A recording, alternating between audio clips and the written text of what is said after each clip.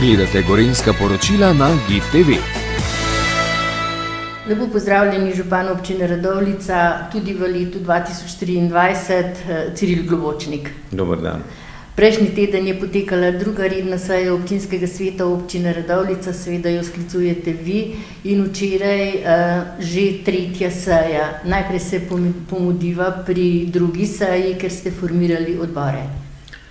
Ja, lahko povem, da je KMVI pripravil kvaliteten predlog, seveda teh odborov je kar 10 in pravzaprav usklajenost tudi s točkovanjem po izvolitvah, torej koliko komu pripada od strank in list, in zato je bil ta predlog tako dobro pripravljen in je bil v celoti že na tej prvi seji potrjen, za kar sem bil izredno vesel, ker brez odborov ne moremo pričeti z delovanjem torej samega občinskega sveta in pa pripravo vseh dokumentov, tako tudi seje, ki je bila, torej tretje seje za dva proračuna, za 23 in pa 24. Pri tretji seji pa ni potekalo tako tekoče, bilo je 13 točk na dnevnem redu in že na začetku ste porabili nekaj časa, da ste uskladili dnevni red. Ja, pogledajte, jaz sem toliko časa tukaj, da sem bil v preteklosti navajen tudi takih primerov. Jaz sem sklical potem statutarno pravno komisijo in glede na predloge, umike, kajti Lista krajevnih skupnosti je predlagala umik osnutka proračuna, na kar je statutarna odločila, da absolutno ostaja na dnevnem redu. In ja, škoda je bilo za 26 svetnikov, da so 1 uro morali počakati, da se je vse izkristaliziralo, in potem smo začeli normalno po vrstnem redu vseh točk.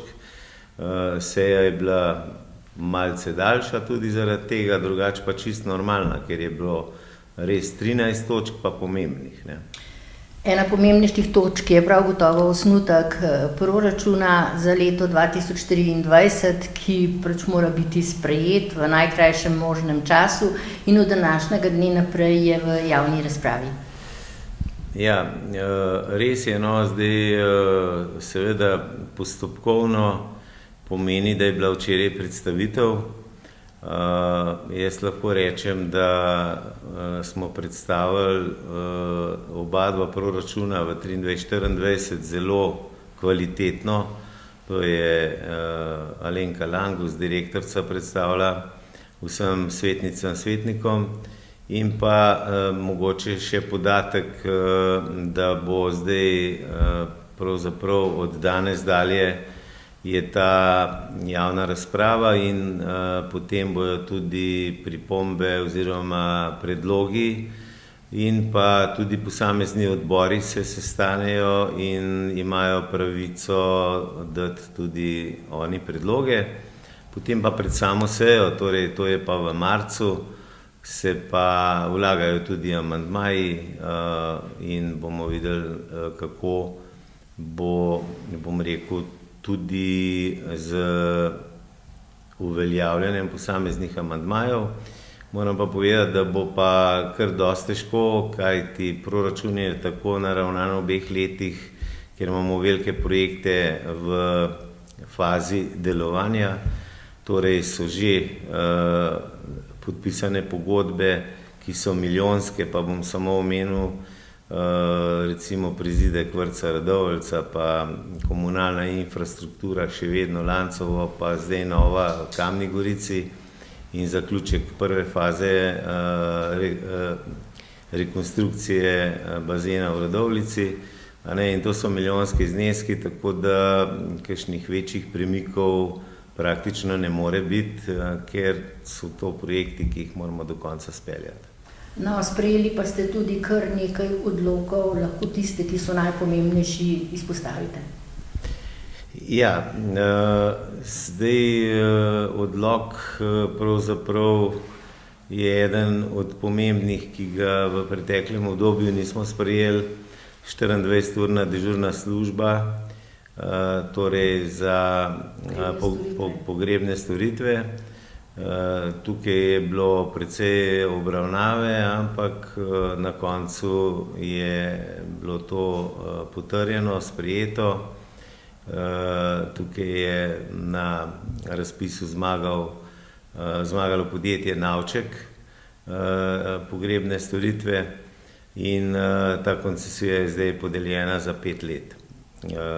Tako da je bilo transparentno prikazano, tudi gospod Brezovnik, ki je pripravljal ta dokument, je bil prisoten na seji in odgovoril na vsa vprašanja.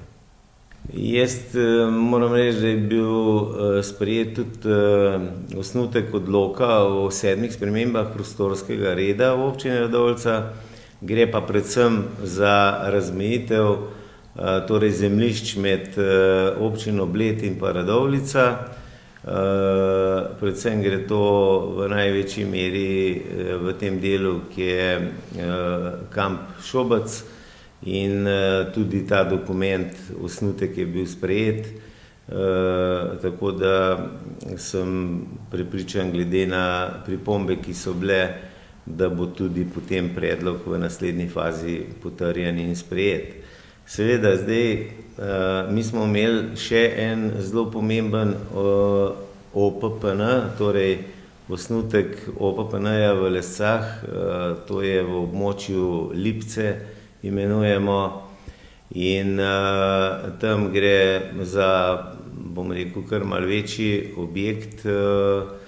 Sicer lahko rečem, da gre za ureditev tega prostora v območju, kjer je bila prej tudi Murka, mogoče starejši si to malo bolj spomnijo, ali pa Tijo Lesce, tako da tudi ta projekt je bil potrjen, torej gre za osnutek. Seveda zdaj je tudi poteka razgrnitev in na razgrnitvi imajo možnosti dati pripombe tako torej vsi občani, občanke in tudi posamezni odbori, tako da bomo prejeli te pripombe, predloge in jih potem tudi do samega predloga obrazložili. Tiste, ki se bodo dale realizirati, absolutno nimam zadržkov, da jih ne bi. Tiste, ki pa se ne morajo iz takih ali pa drugačnih razlogov, jih bomo pa obrazložili, da se pač ne dajo. No, sprejeta pa je bila tudi turistična strategija za obdobje 2023-2028 in tudi na tej točki je potekala kar obširna razprava. Ja, tukaj moram reči, da je prišla direktorica našega zavoda Turizem, kultura in je zelo lepo obrazložila to strategijo. To strategijo je tudi potrdil svet zavoda in seveda so bila vprašanja, ker turizem v radovljiški občini je številka 1 in je zelo pomembno, v katero smer se bomo razvijali, glede na rekordno število nočitev v preteklem letu, ki jih je bilo preko 400.000, se razmišlja o še bolj kvalitetni ponudbi, mogoče malce manj masovnega obiska, ampak to je proces, ki bo trajal z produkti in pa seveda samo ponudbo vseh, ki se ukvarjajo v občini Radovljica s turizmom. No in v tej turistični strategiji naj bi dali tudi večji poudarek kmetijstvu. Ja, že zdaj je poudarek kar velik, torej predvsem tistih, ki se ukvarjajo z gostinstvom, da sodelujejo na tem področju, da je hrana, da je čim več lokalne in pa seveda tudi s samimi kmeti, ki proizvajajo hrano, tako živalsko kot tudi ostalo. In sem prepričan, glede na okuse Radovljice, ki jih imamo že kar vrsto let, da vsako leto nadgrajujemo to področje in da nam bo to tudi v bodoče še bolj uspevalo. No, ena izmed točk pa je bila tudi predstavitev programa dela Razvojne agencije Zgornje Gorenjske, ki ga je predstavila sama direktorica Eva Štravs-Podlogar. Res je, z to agencijo zelo dobro sodelujemo. Mogoče je tudi zdaj novost, da imamo v nadzornem odboru svetnika, ker prej ni bil, tako da bo povezava, to je gospod Torkar, da bo povezava še in informiranje samega občinskega sveta o delovanju še boljša. Tako da sem bil pravzaprav včeraj navdušen, ker je bil to res večinsko sprejet ta program Ragorja. No, in zgornje gorenjski župani ste uspeli pridobiti evropska sredstva za nov produkt Bojan za biosferna območja, ki vam je to uspelo z nekimi občinami skupaj. Ja, zdaj jaz moram povedati, da mi smo bili prej vezani na las na BSC-ju, Gorenjska košarica v Kranju. Mi smo se odločili glede na možnosti, da ustanovimo nov las, torej 7 zgornjogorenjskih občin. Sem prepričan, da bo boljše tako za nas, kot tudi za ostale občine, ker bosta 2 lasa financirana. Seveda smo pa malo bolj specifični, če tako rečem, zgornjogorenjske občine, kot pa osrednje ali pa spodnje.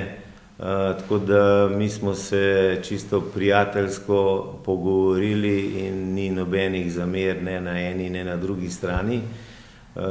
In tako ali tako bosta oba 2 lasa sodelovala med seboj. No, pripravljen pa je tudi plan sej za leto 2023 in koliko sej bo v letošnjem letu? Ja, planiranih je 9 sej. Seveda, lahko se zgodi vmes še kakšna izredna ali pa, bom rekel, tudi s kakšnim rebalansom. To bomo videli. Bo sigurno zahtevno leto, kajti še niso, bom rekel, pogoji, torej cen delovanja stabilizirani, da bi lahko natančno vedeli, koliko nas bo katerakoli stvar stala oziroma kako jo bomo lahko glede na ponujene izvajalce izvajali s kakšnimi sredstvi. To je normalno število, je predlagano, tako da se tudi svetnice in svetniki lažje organizirajo s službami, z dopusti, planiranji in moram reči, da je udeležba bila kar do zdaj zelo visoka, tudi včeraj na včerajšnji seji je bila 100%, so prišli vsi svetniki. Bliža pa se tudi 8. februar in osrednja proslava naj bi potekala v baročni dvorani Radovljiške graščine v Radovljiški občini. Ja, tudi na koncu seje sem tako prisrčno povabil vse svetnike, da pridejo na to osrednjo prireditev ob našem kulturnem prazniku. To bo v graščini, organizira javni sklad za kulturne dejavnosti in pa glasbena šola. Tako da se veselim te prireditve in da tudi počastimo naš kulturni praznik tudi v občini Radovljica. Zahvaljujem se vam za tale pogovor, želim vam uspešno delo in ko bo kaj novega, se ponovno oglasim. Hvala lepa.